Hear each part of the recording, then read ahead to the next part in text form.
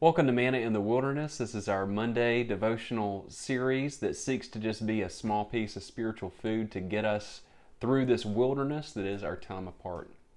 I know that for you, probably like it's been for me, this last week has been really difficult. We've seen very disturbing images. We've heard difficult to hear rhetoric, and we have been confronted with the death of George Floyd, another unarmed black man who was killed at the hands of a police officer.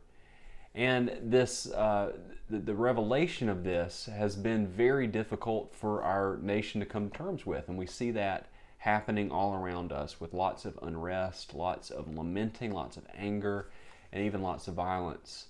And as a pastor, as a dad, as a person just living in the world, it is so heavy. It is so difficult to be confronted with this. Once again, the terrifying and the lamentable and the disturbing face of racism once again in our country and across our world. And it's just difficult. And I'll tell you just quite frankly, I've had a very difficult time forming words, trying not to grandstand, just trying to be honest about how I'm feeling and what the church's role is in all this. And I'll just have you know that I've talked to colleagues, I've talked to other pastors about what they're doing in their own congregations, and we will have a plan in place so that we can respond to this situation and other such situations where human life is demeaned in ways that are consistent with our faith, that say, look, what we believe about Jesus, who we follow, is that Jesus came in the world to live and to die because all human beings have inherent value. And any system that seeks to demean that value is a system that needs to be overturned because it's sinful. So for our Monday devotion today, I want to revisit probably the most important facet of our faith for me, and this is just personal, but I wonder what it's like for you. Each person who has come to know Jesus in a personal way has come to know Jesus through some means. It could be prayer, it could be personal devotion, Bible study, could be youth group, could be singing, could be some at some point some pastor actually relate a sermon that somebody listened to and they responded to it to a sermon. But for me, the facet of our faith that most connected me to God, and this is beyond all the things that I would deem maybe superficial about my faith. The thing that connected me and rooted me and sunk its claws into me as a person was communion. And this is only the communion that I experienced through our own faith in the Presbyterian Church, because of course I've experienced communion before in my prior community of faith, but not like this. And that's one reason that you will see when I do communion, I do it a little differently. I'm not as formal as some folks. I don't do what's called the Great Prayer of Thanksgiving. This is you could look that up if you wanted to, but it's a little less formal. It's a lot more conversational, because to me, this broken body and shed blood that we encounter at the Lord's table is the way that I've most connected with who Jesus is and what it means to follow Jesus. And I think that it can shed light on some of our own need to respond to what we see in the world right now.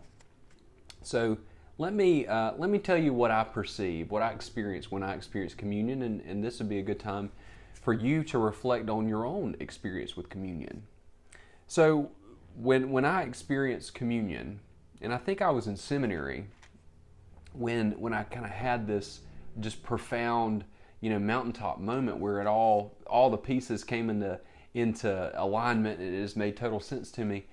I was sitting out there in our seminary chapel. It was communion again. We did it every week, but I just heard the invitation and the words of institution differently, and the invitation was, everybody is invited to this table because every person has value. Whether one chooses to come to the table is their own decision, but each person is invited, and what we're invited to experience is this incredible gift and sacrifice that Jesus made, that's recounted through the words of institution, where we say this is Christ's body, it's broken for us, and it's Christ's blood shed for us, and through this we are reconciled to God. And just the idea that that we're all invited, and we don't deserve to be invited, but we are invited, and because we're all invited, we can't control who else is invited, who else comes to the table. That for me, this common invitation and this common response to the table to go and experience a broken body and shed blood for us, that was the thing. That was the moment for me that it all made sense. And when I administer the sacrament of communion, or when I take communion myself, each time I do it, I'm reminded that every single person who is in this space, and what's amazing about communion is the table is limitless. It transcends physical space and even time. It goes to the past and the future, and in all directions. Each person has value because they're invited, and they're invited to experience the very same thing. This incredible gift of Christ's willing broken body and shed blood. And so I saw a post. I think it was maybe a tweet. I can't remember who said it. So I want to make clear that these are not my words, but I'm not sure whose words they are. But they're not mine.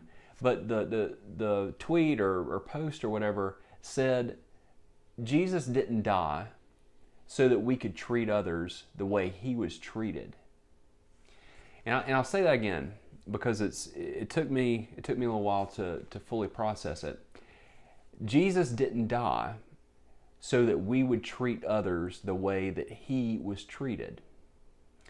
And when I read this, and as much of a connection as I have to God through communion, the stars sort of aligned for me, and it made me remember that my connection with communion, that the meaning that I derive from this is that we're invited to a space that none of us deserve to be at. We're invited to share this common experience that none of us deserve to share, and we're invited to experience and to receive and to perceive the broken body and blood of Jesus. It's the common experience that we gather around, that we are gathered around. And it really hit home to me that communion is that space that we recognize the folly of Jesus' death and his crucifixion and death. That we recognize the ways that an innocent man was brought to death in a violent way by an oppressive regime, and there's folly in this. We have to recognize that that it shouldn't have happened. Of course, it was God's plan for it to happen, but it shouldn't have happened. It was unjust.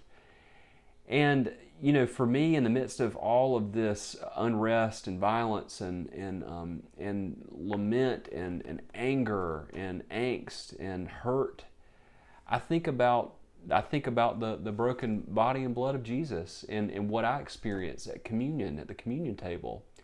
And my prayer for us as a community, as a nation, as a world, is that we as a people of faith can be reminded that our call as people who follow Christ, people who are Christian, who willingly follow Jesus, our call is to recognize that through Jesus' death and resurrection, we have to be confronted with the fact that he died so that we wouldn't treat others the way that he was treated.